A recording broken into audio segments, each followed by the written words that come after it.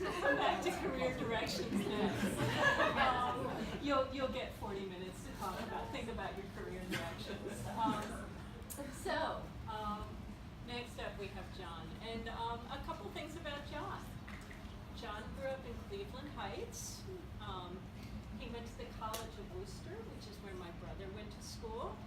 And he told me that 80% of alumni from that school marry another alumni from that school, which I think must be true because my brother married his freshman girlfriend. An interesting background about his school. You know, I really wanted to brag about John because he's such a nice guy, but he's kind of prone to dampening, I guess. No, nothing, I don't have anything for you. And then finally I dragged out of him that in high school and college, he did acting. And I know he must have been a good actor because his favorite role is something that I cannot conceive of for all of the tea that he's like, I was a weird, creepy guy. Okay.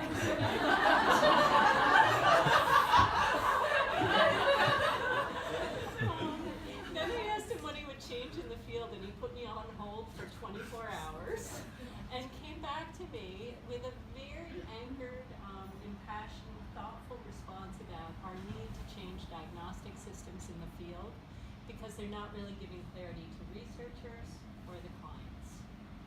So, another great goal. The floor is yours. All right, so that's embarrassing. That's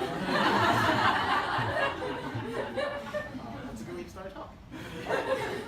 So my talk is titled Toward a Behavioral Approach to Precision Medicine for Post-Traumatic Stress. So my talk's a little different than Hannah or Aya's talk.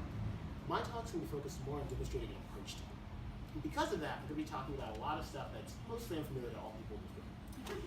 And because of that, I'm going to focus on something that is familiar, and that's PTSD. So PTSD is a trauma-related disorder that develops in a subset of people following a traumatic event. About 8% of people in the US will have PTSD at some point in their lifetime. It's more common or limited among men, and is particularly prevalent in high-risk populations, like the military. So just focusing on the most recent veterans, we have about 11 to 20% rate of PTSD among Operation Iraqi Freedom or enduring freedom vets. Now, the good news for vets is that in the VA system, there's a huge increase in access to evidence-based treatment now. Every veteran who comes into the VA with PTSD has access to either prolonged exposure or cognitive processing therapy, these two frontline treatments of PTSD. But there's still room for improvement. And I say that because in a recent paper published in JAMA, it was shown that up to half of vets receiving these treatments do not improve. To me, it says there's a lot going on here that we're not addressing. There's a lot of things we're missing. And the one thing I think we're missing, or one problem that's kind of linked with this effect, is this idea of the problem of heterogeneity. So when I say heterogeneity, I just mean the idea that multiple people with the same disorder can have vastly different presentations. And that's a problem because our treatments of PTSD are based on a certain conceptualization of PTSD.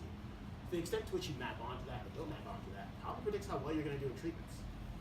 And now I want to show, this is a problem kind of across mental illness, but it's a huge problem with PTSD specifically. So with PTSD, after experiencing a trauma, you have to have symptoms within each of these clusters. And there's about 20 symptoms across the diagnosis. There's a lot of combinations there. And I want to show you this figure from this recent paper that I just love citing, where just using basic combination math, you can show under current criteria, there's over 600,000 ways to have PTSD. That's crazy. Like, what are we looking at? What are we talking about? And when you think about bringing someone in that says, like, I'm experiencing symptoms, what should I do? Like, I don't know. Like, maybe prolonged exposure, but I'm sure I'm missing half the people at least. So a lot of people in our field, especially in the PTSD world, have been thinking, how do we reduce that number? How do we have like kind of fewer versions of PTSD? And I'm kind of thinking that could be a helpful goal, but I also think we could maybe ignore that problem and instead focus on how do we actually reach each person who comes in and says, I have PTSD? How do we know better how to work with that person? And that leads me to talk about the idiographic approach. And I want to talk about how this approach is different from things we normally do, which is nomothetic. So nomothetic is just a fancy word for group. So I'm basically talking about how we bring in people who have some nitrogen, a group of people, and we compare them to healthy controls. To people who don't have that thing, but are similar in some way. And basically the differences we see here, we make inferences about the population of people with PTSD. That's kind of typical design we're all used. Now this is different than the idiographic approach, where instead we're focused on a single individual over time. And when we do this, we can study processes with that individual, understand them very, very well, and make inferences about that individual at a later time. So that's what I've been spending the last 2 years of my life thinking about these types of approaches, these types of analyses. And I want to show you today how this can be really useful for thinking about how we improve treatment. Before we go any further, some of you might be thinking, but John, can't we already say from this level we can start saying things about the person? Without going into too much detail, I'm going to go ahead and say just no. We can't make a lot of valid inferences. No, I think that's good. So we can't make actually a lot of valid inferences from the group about the individual. If you want to know about the individual, you have to measure them. Okay, so I've been making this pitch about heterogeneity in PTSD and poor treatment outcome. This is the problem across mental illness. Any of us can talk about someone with depression or any other disorder who has just this crazy presentation we couldn't have predicted. And that's been the kind of major motivating factor behind this precision medicine movement in our field. The issue I have with this movement is, one, it's kind of too focused on biology. I think that's great, but it's only one level of analysis, and we're kind of missing behavior in a lot of ways. And more importantly with that, biological levels of analyses are not likely to lead to treatments right away. People are suffering now, we have to help them now. So what do we do? So I want to make the pitch that idiographic approaches offer us an opportunity to do that right now, to personalize our behavioral treatments as they exist for people out there right now. So the two things I want to focus on today, because there's a lot here, there's a lot to that point. I want to focus on, first off, what does this data look like? And then second off, how do I use this to personalize treatment? So I'm going to come back to these 2 points for the rest of the talk. But first I want to talk about just how I'm getting the data. So right now we have an ongoing research trial. We're collecting people with PTSD. We have about 17 people. Most are women, and they're about 38 is kind of the average age here. And so people call in with symptoms of PTSD, and if they pass a phone screen, we do a structured clinical assessment with the CAPS, gold standard PTSD screening tool. And then if you meet, we then take your phone out and put you in an online survey system. And then what we do is we ping your phone 4 times a day for 30 days. And each time you get a ping, you click it, and it opens up the survey, and you have to answer questions. So these are the questions I'm asking about. So I'm asking, to what degree of you felt extremely alert, felt afraid, felt horrified, felt angry? These are just the current PTSD criteria. And I'm asking them to rate the extent to which they felt each of those symptoms on a 0 to 100 scale. With 0 being, I haven't felt that at all since you last asked me, and 100 being as much as possible. It's been as bad as possible since you last asked me. Okay, so let's just look at one person. So I'm just going to show you this person's symptoms over these 30 days, and just 3 symptoms. So intrusive thoughts about the trauma, cognitive avoidance of those thoughts, and hypervigilant behavior. So let's look at just intrusions first.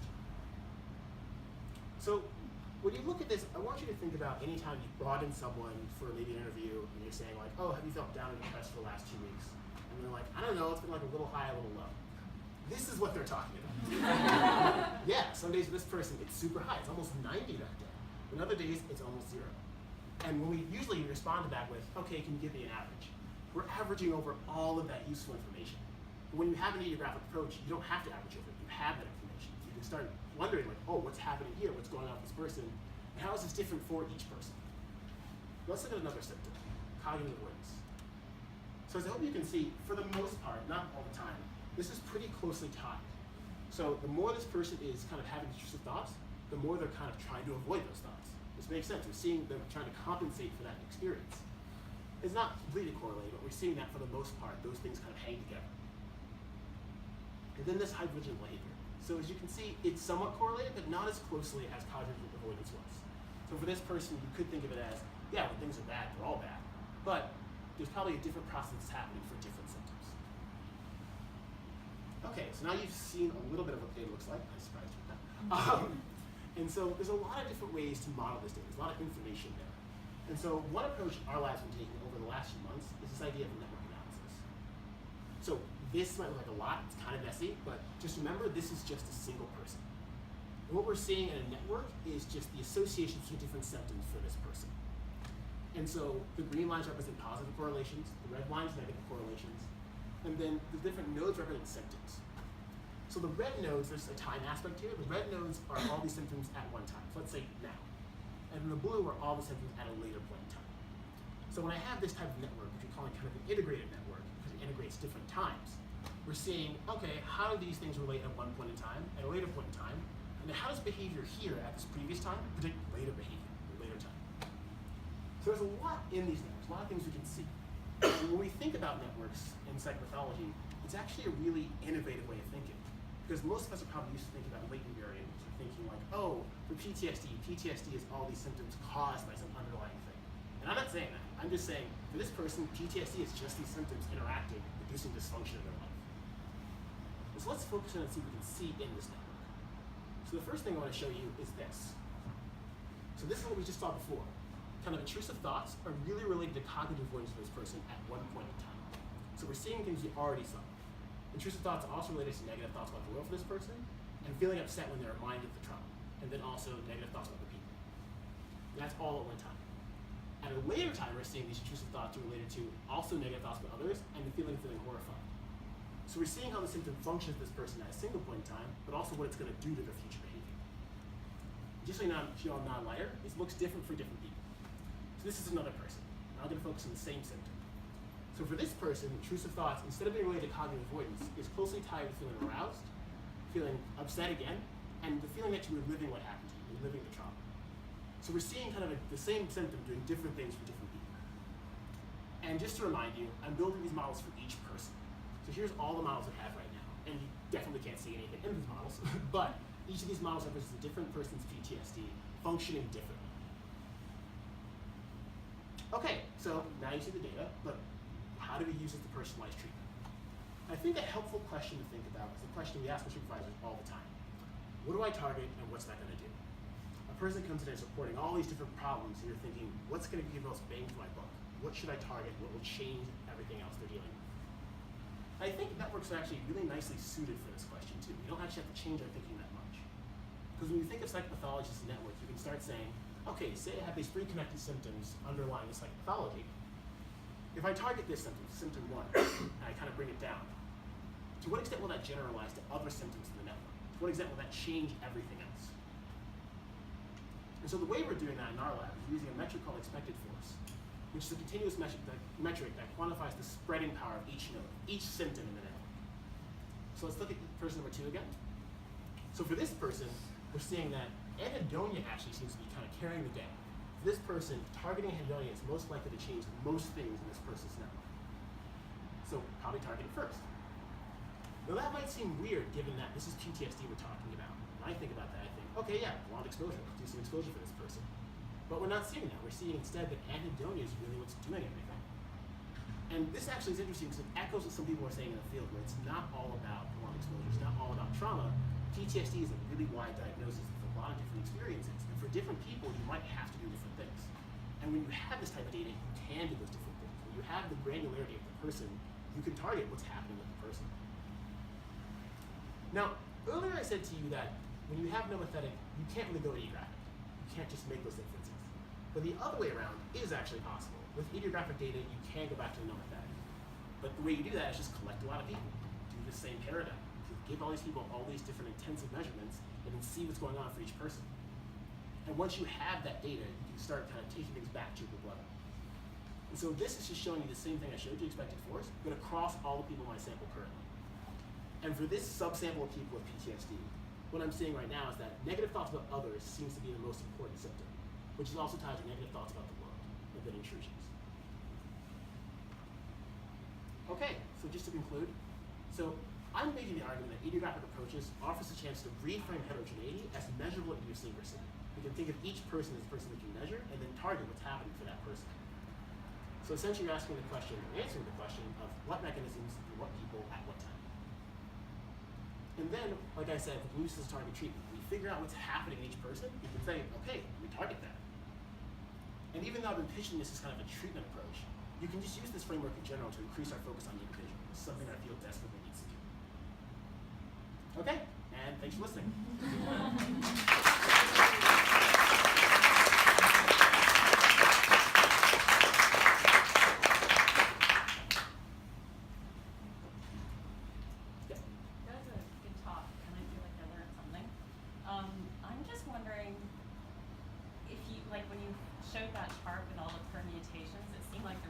Combinations that seemed unwieldy, and I wonder if combat trauma versus childhood sexual trauma, or childhood trauma versus sexual trauma, like if you could winnow on those levels and then look within, like, because the traumatic event is a big part of the criteria.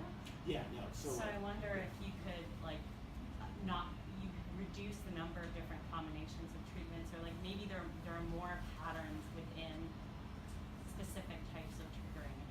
Yeah, and I agree with you. So one thing we're doing in the study I had to talk about, so people in our study, a lot of them actually are survivors of sexual trauma.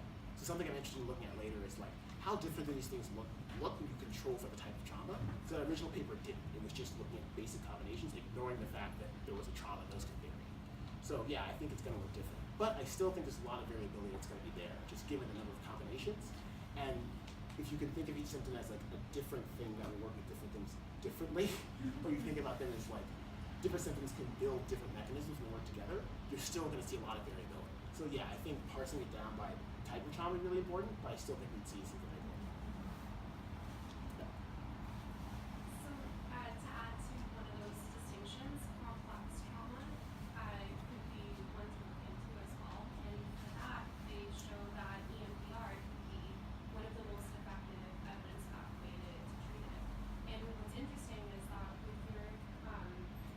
with your data set in the VA, what I kept thinking about as I heard your research is that this could make a great case for the VA moving away from group treatment instead of, because right now so many of the vets that are struggling with PTSD, they primarily get group therapy, which means that the VA is resistant to integrating EMDR, which is administered individually. And so I wonder whether this could be a great, have you thought about presenting this to the VA or working with the VA, or maybe you already are? Oh, my advisor has presented this actually. So there was actually a conference where like, I guess, I'm not sure it was different VAs across the country kind of meeting together to talk about this type of thing. And we went to kind of just talk about what we're doing. And I think there's a lot of barriers there just because like the VA, even though I hear the point you're making on group therapy, the VA, there's a lot of veterans, there's a lot of psychologists trying to help them, and there might just not be enough like services to offer. So even though I think that this approach eventually is something that could be used, there's just a lot of barriers there, if that makes sense. I'm not sure if I adequately responded to the question. But. To try and make the VA treat their veterans with personalized approaches like EMDR rather than treating PTSD and group wellness, which supports what you're saying is that, I mean, why isn't it working? Maybe it's because they're treating everyone as a group. No, I think that's a good point. I think there's a lot of disadvantages to just kind of doing group therapy and not targeting each veteran individual. Totally agree with you. Steve? So the theme so far from both talks is that evidence-based treatments don't work for a whole lot of people with various conditions. And so, Hannah, I didn't get a chance to ask you, maybe it's a little positive affect, but I thought that the reason GAD didn't often respond to treatment is if I've got a specific phobia, you can identify the stimulus, but what if I'm kind of freaked out about everything, right? So, and then for John, with PTSD, there's all these hundreds of thousands of combinations, and you're trying to identify temporal precedents, if you will, to identify treatment targets. But what if, just to play devil's advocate, it doesn't really matter? What if, say, with kids with disruptive behavior disorders, often their temperament precedes the parent's negative reaction, but it's hard to adjust temperament, but if you change the parenting, you can change the system.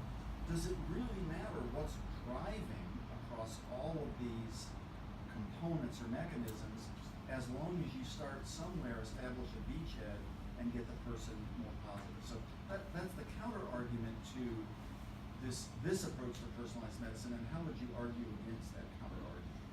So I think that's a good point, because I think that even though I think it's important to focus on the individual, I think there's a chance that like maybe it's not.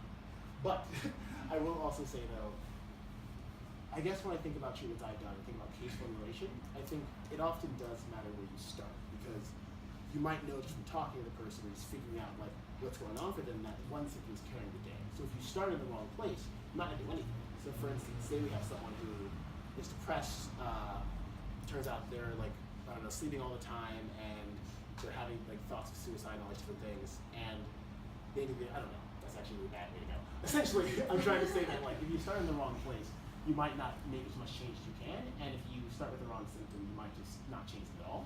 So I think where you start can matter, but I think there are also cases where it might not. And I think this, to me, when I see this in people who aren't improving in treatment, that says to me that, yeah, for some people maybe we're starting in the wrong place, we're not targeting the right things.